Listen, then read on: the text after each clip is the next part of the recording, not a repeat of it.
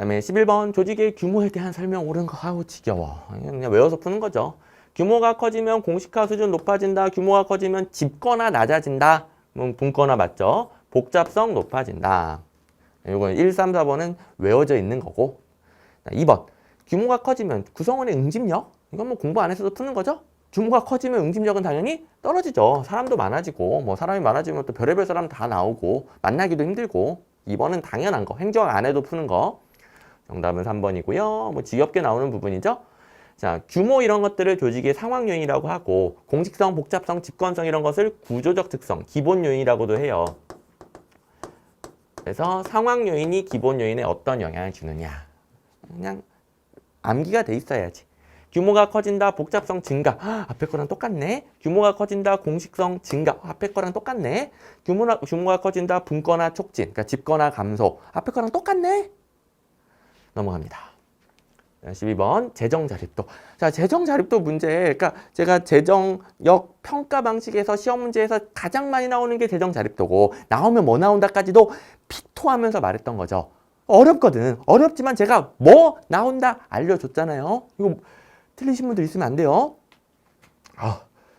보시면 재정 자립도는 일반회계 세입총액에서 지방세 수입과 세외 수입 합쳐서 자주재원이라고 하죠.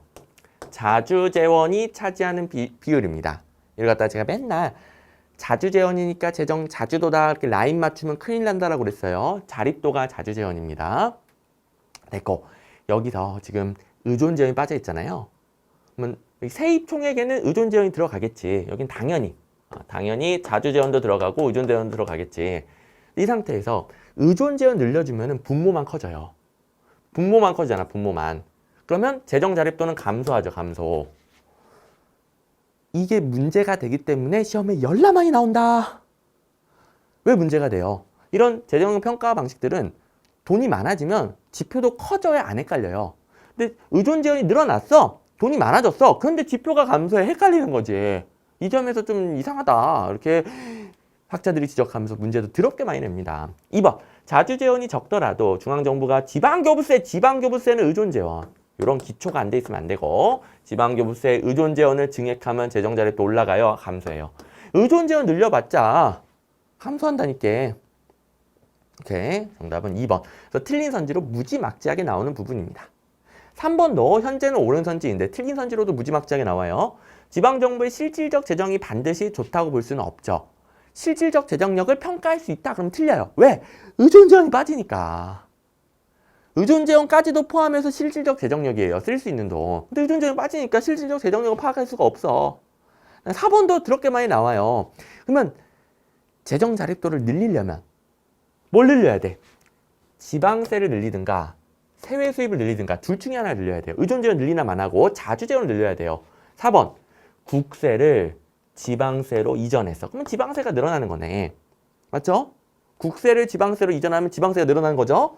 그러면 재정자립도 증대에 도움이 되죠. 이걸 갖다가 또 증대를 감소로 이렇게 바꿔내는 거죠. 엄청나게 중요한 부분입니다. 자, 개념도 뭐 재정 자주도다 이렇게 바꿔낼 수 있고 네 개 다 틀린 선지로 바꿔낼 수 있는 어마어마하게 중요한 문제 또 나왔습니다. 제가 강의 시간에 이런 거 나올 때마다 피토하는 이유가 있죠.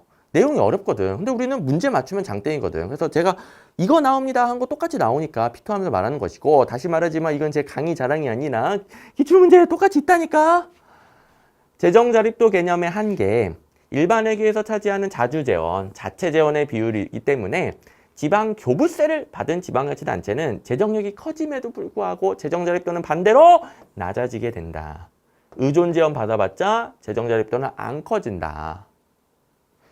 옳은 선지, 틀린 선지 많습니다. 제일 이제 비슷한 거 갖다 놓은 거고, 틀린 선지죠. 지방교부세 증액을 위해 재정자립도 향상을 위해 지방교부세를 증액한다. 향상 안 된다고요. 지금 옳은 선지 하나, 틀린 선지 하나 이렇게 확인해봤죠. 똑같은 출제 포인트 기출문제집에 많습니다. 13번 우리나라 주민투표 제도에 대한 설명으로 가장 옳은 것은 1번 연도 같은 거 안 헤어졌으면 넘어갑니다. 이런 거 판단할 필요 없어요. 실제 시험에서. 2번 주민투표에 붙여진 사항은 법에서 정한 경우를 제외하고는 주민투표권자 총수의 3분의 1 이상의 투표. 여기 이제 체크해야죠. 그다음에 과반수의 득표 여기 체크해야죠. 2번에서 문제가 없네. 2번하고 넘어가면 되는 문제. 1번 몰라도 푼다 못 푼다? 푼다. 자, 공부 범위 무작정 넓히면 안 돼요. 무작정 넓혀 나가면은 점수 떨어진다라고 그랬어요. 객관식 사지선다에 사지선다. 그 말은 흐릿하게 여러 개 아는 것보다 완벽하게 몇 개 아는 게 더 점수가 잘 나온다고요. 2번 이거는 맨날 나오는 거 엄청나게 중요한 거. 오른손이 틀린 선, 오른손이 틀린 선 맨날 나오는 거. 그러니까 2번 잘 잡고 있는 사람은 그냥 푸는 거죠. 1번과 상관없이. 자, 3번 이거는 이제 중요합니다. 3번도 자주 나와요. 단체장은 직권으로도 주민투표를 실시할 수 있어요. 자, 주민투표 실시는 주민의 청구도 되고 지방의 청구도 됩니다. 단체장 직권도 됩니다. 그 다음에 외국인 조례로 정하면 참여할 수 있습니다. 그래서 어떠한 경우에도 참여할 수 없다 이런 식으로 틀리게 나와요. 뭐 조례를 어떻게 정해야 돼요? 기준이 뭐예요? 이런 건 안 나오고 전부는 아니지만 참여는 가능하다 이런 건 나옵니다. 그래서 1번은 중요하지 않고 2, 3, 4번은 다 나왔던 겁니다. 오케이. 그 다음에 요게 이제 뭐가 틀렸냐면은 팩트는 맞아요. 1994년에 지방자치법 개정에서 도입이 됐어요. 팩트는 맞아요. 근데 실제 시행은 아닙니다. 실제 시행은 아닙니다. 실제 시행은 10년 뒤 2004년부터입니다. 10년 뒤 2004년. 그러니까 그 언제부터 시행됐느냐 하면 2004년부터인데 외울 필요 없어요. 외울 필요 없어요. 언제부터는 2004. 그냥 10년 뒤다. 오케이.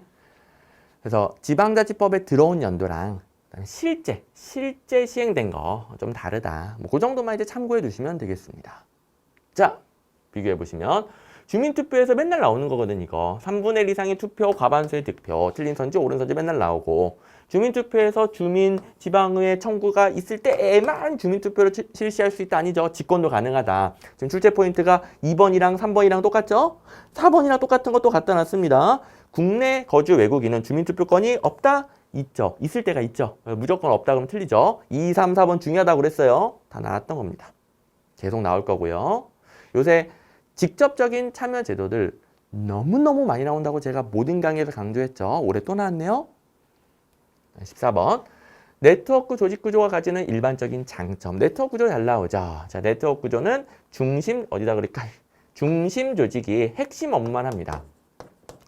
그리고 부수적인 업무를 외부 기관과 연결하여 수행을 하죠. 동그라미들은 다 외부 기관이죠. 그래서 이런 것들을 조절하면서 유연성과 자율성을 가지고 뭐 창의력도 발휘할 수 있고 그다음에 여러 가지 상호작용을 통해서 통합과 학습도 가능하고 환경 변화에 따른 불확실성도 감소시켜요. 그 말은 환경이 변화했을 때 여기 외부 기관들을 조절하면서 대응할 수 있다는 소리예요.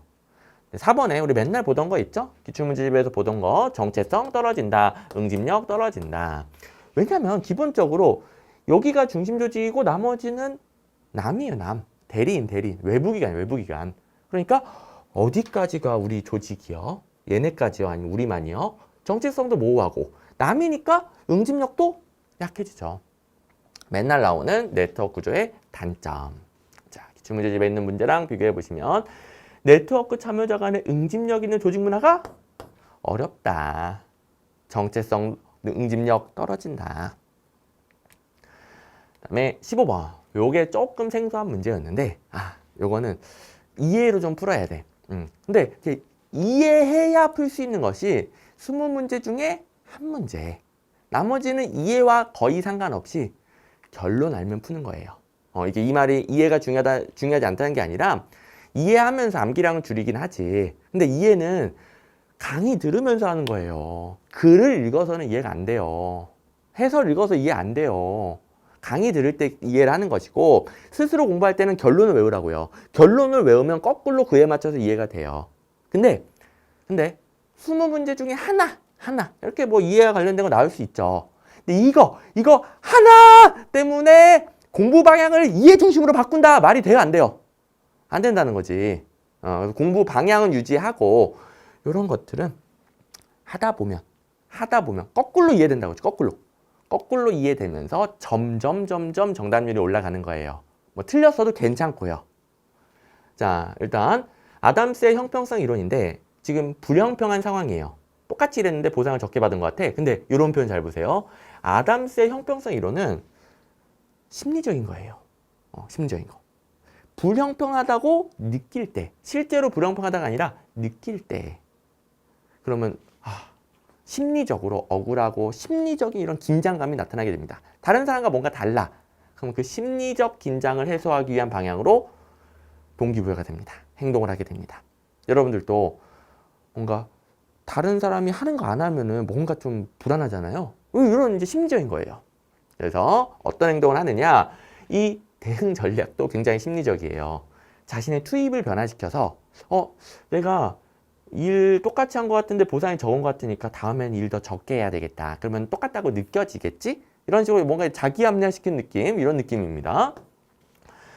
구성원 B, 비교 대상의 투입과 산출에 대해 의도적으로 자신의 지각을 변경합니다. 이놈은 내가 모르는 데서 엄청나게 더 일을 많이 했을 거야. 야근 더 많이 했을 거야. 심리적으로 자기 합리화시키죠. 3번, 더럽고 치사해. 이직해버릴 거야. 이런 젠장, 이런 회사 내가 왜 다녀? 자, 지금 이런 대응들이 어때요? 이 문제는 사실 이런 것들은 배우긴 해요. 배우긴 한데 이직, 요것 때문에 제가 생소한 문제로 분류한 거긴 하거든요. 이런 거야 배우죠. 근데 이직, 더럽고 치사해. 근데 어쨌든 이직까지 포함하여 되게 심리적인 대응이에요. 4번, 구성원 B의 투입과 산출의 실제량을 자신의 것과 객관적으로 비교하여 보상의 재산정, 이런 게 아니에요. 이런 게 아니에요. 심리적인 대응입니다. 이런 정확하고 객관적인 대응이 아닙니다. 요걸 이제 이해해 두면은 앞으로는 이런 문제 안 틀립니다. 자, 그리고 올해 서울시 7급, 올해가 아니라 작년 서울시 7급 문제에서 비슷한 게 한번 나와줬어요. 나와줬기 때문에 일단 우리가 그 작년 문제 정도는 또 1개년 문제 정도는 행정학 문제 싹 검토를 해줘야 된단 말이에요. 그때 검토했던 분들은 맞았을 가능성이 굉장히 높습니다. 제가 1년짜리 기출문제 해설집을 항상 내드리잖아요. 그 18년도 기출문제 해설집의 103번 문제 보시면 공정성, 형평성 이론에서 불공정하다고 느낄 때 또 느껴. 맨날 느껴, 얘네들은. 자신의 전략적 대응. 그러니까 이런 심리적인 대응이에요. 아까 투입 줄인다라고 그랬죠? 여기 투입을 변화시킨다. 일을 열심히 하지 않는다. 그 다음에 증거인물보다 훨씬 더 많은 시간 일했을 것이라고 생각을 바꾼다. 그렇죠? 자신의 지각을 변경한다. 그리고 다른 비교 대상을 찾는다. 되게 심리적인 대응이에요. 심리적인 대응. 2번, 증거인물의 업무 방식을 참고하여 배울 점을 찾는다. 이런 누가 봐도 바람직하고 객관적인 그런 대응이 아닙니다. 오케이? 이제 안 틀릴 것 같지 않아요? 이제는 안 틀리겠죠? 두 문제를 같이 풀어봤습니다. 오케이. 16번. 배치 전환에 대한 설명으로 가장 옳지 않은 것은? 배치 전환은 수평적 이동이죠. 아주 쉬운 문제였는데요. 전문성과 능률성이 떨어집니다. 수평적 이동이 많으면 한 업무에 대한 전문성이 떨어지죠. 요거는 인사이론에서 너무 여러 군데에서 나옵니다. 물론 기출문제집에 배치 전환 딱 해가지고 똑같은 걸 낸 건 없지만 원체 인사이론에서 많이 배우는 개념이니까 쉽게 풀었을 거고요. 나머지 지금 배치 전환은 이 업무 하다가 다른 데로 옮기는 거잖아요. 그게 능력의 정체를 막아준대. 그러니까 능력이 하나밖에 없는 거. 그게 아니라 여러 가지 할 수 있게끔 해준대. 그 다음에 직무의 부적응도 해소하고 이걸 못해 그럼 다른 데로 옮겨줘. 재적응 기회도 주고. 그 다음에 4번 중요합니다. 4번. 수평적 이동이어도 좋은 보직이 있고 나쁜 보직이 있거든요. 승진에 유리한 보직, 승진에 불리한 보직. 근데 얘가 좀 잘못한 게 있는데 징계까지는 좀 그래. 조금 이제 봐주면서 대신에 징계 대신 야, 너 승진에 불리한 보직으로 가. 혹은 멀리 떨어진 지역으로 가. 이런 식으로 정당한 징계 절차에 의하지 않고 이런 배치 전환을 통해서 일종의 징계 수단으로 활용될 가능성이 존재해요. 징계 수단이라는 게 아니라 징계 대신 활용될 가능성이 좀 있다. 중요합니다. 물론 배치 전환의 본질적인 용도는 아니죠. 본질적인 용도는 이런 것이고 얘는 좀 악용되는 거, 활용되는 거. 오케이. 자, 기출문제집에 있는 문제랑 비교해보면 배치 전환. 1번, 선발에서의 불완전성을 보완한다. 개인의 능력을 촉진한다. 요게 지금 앞에 있는 1, 2번하고 관련된 내용이 되겠죠. 그 다음에 자, 요거는 용도만 물어본 문제는 아니긴 해요. 그래서 지금 4번이 분홍색으로 되어 있죠. 근데 얘도 용도이긴 합니다. 징계의 대용이나 사임을 유도하는 수단으로도 활용된다. 지금 여기 있는 세 가지는 전부 다 배치 전환의 용도로서 활용되는 것들입니다. 근데 여기 이제 본질적인 용도고 이건 본질적인 건 아니라고 그랬어요. 이 문제는 본질적인 이걸 물어봤기 때문에 4번이 틀리기는 해. 본질적인. 근데 어쨌든 다 사용되는 겁니다. 이거 오해하지 마시고. 오케이? 그 다음에 선생님 그러면 배치 전환이 전문성 떨어뜨리는 거 어디 있나요? 순환보직이 계속 수평적 이동하는 거잖아요. 배치 전환 계속 하는 게 순환보직이잖아요. 뭐 이거 외에도 뭐 여러 군데 나오는데요. 공무원의 전문성과 정책 제고가 요구되는데 적합하지 않은 걸 고르시오 했을 때 순환보직이 당연히 땡이겠죠. 계속 옮기니까 전문성이 떨어지는 거예요. 이 문제 외에도 요걸 예방하기 위해 경력개발제도 이런 게 들어온다 이러면서 여러 가지 맥락으로 배치 전환이 전문성을 떨어뜨린다 이런 거 나오니까요. 여러분들 똑같은 건 없어도 쉽게 풀었을 겁니다. 됐고, 그다음에 17번 예산 유형 재무이론 한 문제인데 그나마도 엄청 쉽네요. 준예산은 회계연도 개시 전까지 예산이 의결되지 않을 경우 편성하고요. 우리나라는 이렇게 예산 불성립 시에 준예산을 사용합니다. 잠정예산 틀려, 가예산 틀려. 이거는 뭐 저랑 수도 없이 우리나라 준예산, 우리나라 준예산, 우리나라 준예산, 우리나라 준예산 막 이렇게 했던 거죠. 니은 본예산은 회계연도 개시 전에 국회 심의 의결을 거쳐 성립된 원래 성립된 예산이에요. 근데 추가 경정 예산은 본 예산이 성립한 다음에 추가합니다. 별개로 성립한다 맞습니다. 누가 이 색칠했니? 아무튼 별개로 성립한다 맞습니다. 근데 결산 심의는 같이 하는 거예요. 같이. 별개로 성립하지만 집행 결산은 같이 합니다. 요거 기출문제 똑같은 거 있습니다. 그래서 확인해 보시면 본 예산과 추가 경정 예산은 별개로 하는데 결산에는 포함된다. 똑같네. 완전 똑같죠. 틀린 부분 똑같고. 우리나라 예산이 아닌 것은 잠정예산 우리나라에 없다. 준예산이다. 우리나라 준예산 유출제 포인트는 기출문제집에 여러 개 있어요. 정말 잘 나오고요. 18번 계급제와 직위분류제에 대한 설명으로 가장 옳은 것은 계급제와 직위분류제 문제 뭐 어마어마하게 나오죠. 1번 과학적 관리론과 실적제는 직위분류제의 발달에 기여합니다. 그래서 계급제의 발전 틀렸고요. 2번 말고 3번 먼저 공무원 개인의 능력이나 자격, 사람을 기준으로 분류하는 걸 계급제라고 합니다. 4번 계급제와 직위분류제 무슨 절대 양립 불가능이요. 뭐 대부분의 나라에서 다 섞어 쓰고 있어요. 우리나라도 마찬가지고. 자, 뒷부분 뭐 틀렸다고 볼 수는 없죠. 우리나라는 계급제를 기반으로 합니다. 계급제를 기반으로 해요. 근데 뒤에 정확한 거 볼 거예요. 그 다음에 2번 우리나라 국가공무원법의 직위분류제 주요 구성 개념으로 직위, 직군, 직렬, 직류, 직급 그리고 뭐 등급 이런 것도 있죠. 이런 거 6가지 개념들을 규정하고 있고 우리가 연락에 이 6가지를 구분한 연습도 하죠. 그래서 2번 맞습니다. 자, 비교해 보시면 똑같네. 직위분류제의 출발에 영향을 미친 거 오른선지로 나온 과학적 관리론 실적주의의 요구. 계급제의 무엇인가? 개별 공무원의 자격과 능력을 기준으로. 가끔 이제 자격과 능력 나오면 선생님이 실적주의 아니에요. 그런 분들이 있는데 이건 자격과 능력은 예시고 사람을 기준으로 한다는 게 중요한 거예요. 사람의 자격, 사람의 능력을 기준으로 9급, 8급 이렇게 설정해 놓는 게 계급제죠.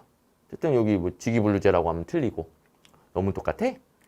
그다음에 3번 많은 나라. 자, 우리나라뿐만 아니라 많은 나라가 계급제의 골격을 유지하면서 직위분류제를 도입하고 있습니다. 우리나라도 이래요. 절대 양립 불가능하다? 당연히 틀리죠. 우리나라는 계급제의 골격을 유지, 계급제가 근간, 기반이긴 해요. 근데 직위분류제 가미하고 있습니다. 됐고. 19번 근무 성적 평정 방법. 이거 좀 그만 좀 냈으면 좋겠는데 이거 국가직 9급에도 나왔잖아요. 국가직 9급 시험 보신 분 이거 틀린 사람 있어요? 없어요? 없죠? 성적 분포의 비율을 미리 정해 놓는 것인데 이것만 봐도 강제 배분법이긴 해요. 근데 시험에서 맨날 활용하는 건 이 밑에서 세 번째 줄 부분이죠. 성적 분포가 과도하게 한쪽으로 집중되는 것을 막아. 그러니까 분포상 오류, 관대화, 집중화, 엄격화 경향을 방지할 수 있는 거. 요거 이제 많이 내죠? 강제 배분법이 되겠습니다. 자, 기출문제집에도 이렇게 관대화, 엄격화, 집중화 경향을 방지할 수 있는 것 중 효과적인 거 강제 배분법 있고 올해 국가직 9급 12번 문제 집중화 경향과 관대화 경향을 시정하기 위한 방법을 적절한 거 강제 배분법도 있고 지겨워. 자, 마지막 20번 지방자치의 이념과 사상적 계보 주민자치, 단체자치 비교하는 문제인데 문제는 내용은 어렵죠. 내용은. 근데 주민자치, 단체자치 각각 문제로 출제되는 거 정답이 암기가 돼 있을 겁니다. 뭐 원체 많이 나오니까요. 그리고 비교 대상은 무지하게 많아. 근데 제가 가르쳐 준 것만 정확하게 알고 있으면 돼요. 그것도 기출문제집에 있는 것만. 1번. 이건 뭐 너무 많이 나오고, 이거 잘못 갈 뻔했네. 뭐 주민자치 고유권, 단체자치 전례권. 2번. 어려워요. 모르겠어. 넘어가. 3번. 못 본 것 같아. 넘어가. 실제 시험에서 제발 잘 모르겠는 거, OX가 혼동되는 거 넘어가세요. 제발. 넘어가면 답 있어요. 우리가 외운 거 있어. 주민자치에서는 자치사무와 위임사무를 구분하지 않지만 단체자치는 구분한다. 이건 뭐 기출문제집에 있는 거니까 결론이 암기되어 있는 부분이죠. 2, 3번 몰라도 답 나옵니다. 제발 제발 이렇게 정확하게 기출문제집에 있는 결론부터 파악하고 그 다음에 지엽적인 거 넘어가세요. 이런 거 죄다 보려고 하지 말고 답 나온단 말이에요. 실제 시험에서도 애매한 건 판단하지 말고 넘어가고요. 못 본 건 넘어가는 겁니다. 넘어가는 거. 판단하는 게 아니라. 됐죠? 그 다음에 이제 다 설명드릴 건데요. 기출문제집에 있는 거랑 하나 비교를 해보면 뭐 주민자치, 고유권, 단체자치, 전례권 이런 건 뭐 엄청 나왔던 것이고 그 다음에 3번에 우리 정답하고 관련된 거 있죠? 주민자치가 자치사무, 위임사무를 엄격하게 구분하지 않고요. 단체자치가 자치사무와 위임사무를 구분합니다. 여기 틀린 선지로 나왔었고 이거 옳게 고쳐가지고 외웠을 거 아니에요. 그러니까 이런 거 그냥 푸는 거지. 자, 똑같은 거 이렇게 있으면 똑같아. 그 다음에 이제 어려운 게 2번인데 해결해 드릴게요.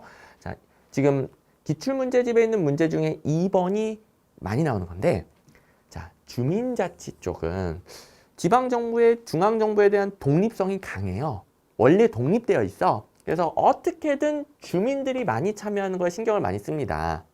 근데 단체자치 쪽은 중앙정부에 좀 종속돼 있어. 그러니까 중앙정부로부터 독립하려고 노력합니다. 그래서 중점이 얘는 원래 독립되어 있으니까 독립에 초점을 안 맞춰요. 얘는 종속성이 강하니까 독립하려고 그래요. 제발 우리 좀 독립시켜줘. 제발 좀. 요게 이제 기출문제, 아이고 죄송합니다. 기출문제 2번인데요.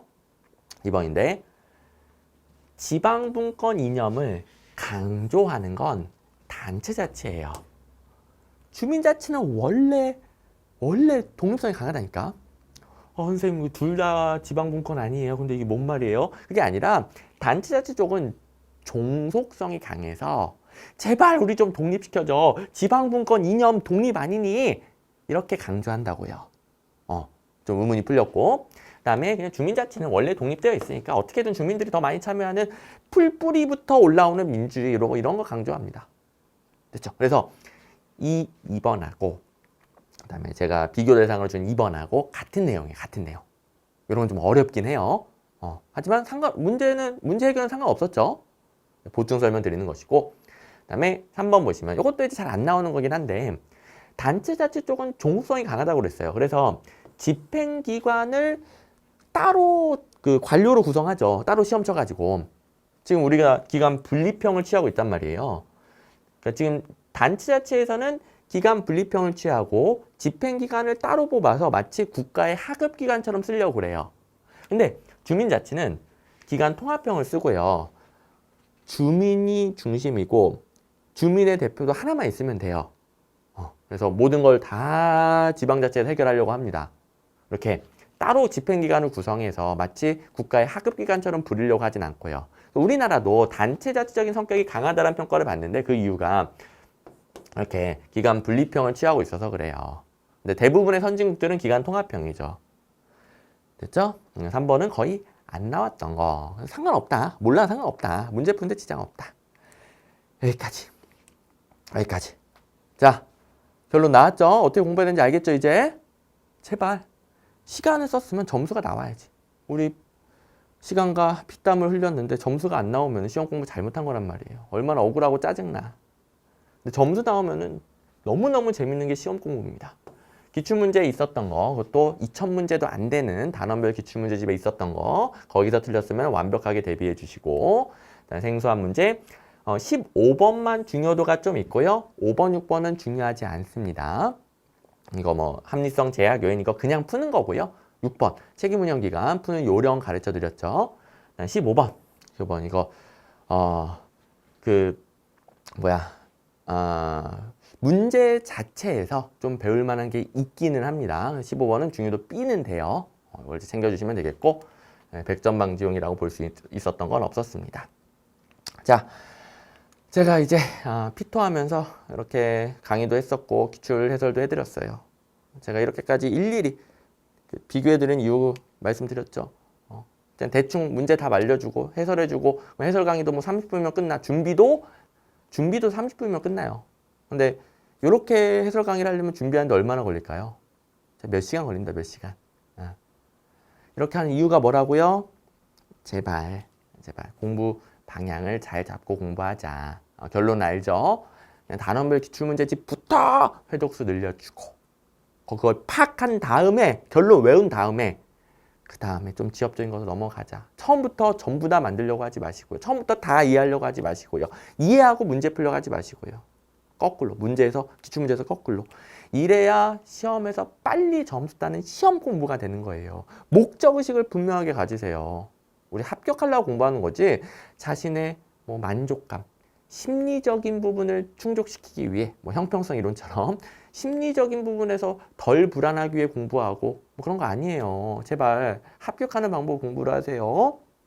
자, 제가 이렇게 피토하면서 말씀드렸으니 다음부터는 공부 방향 잘 잡을 것으로 예상이 됩니다. 공부 방향 저랑 같이 수정하고 나서 점수가 확 오르신 분들, 국가직에서 45점이었는데 이번에 85점 맞았어요. 이렇게 후기 남겨주신 분들 네이버 카페 김덕관 행정에 들어가면 또 있습니다. 그런 분들 보면서 나도 그렇게 할 수 있다. 자신감을 얻고 공부 방향 수정해 주시기 바랍니다. 자, 열심히 하시고요. 다음 시험에서는 더 좋은 결과 있기를 바랍니다.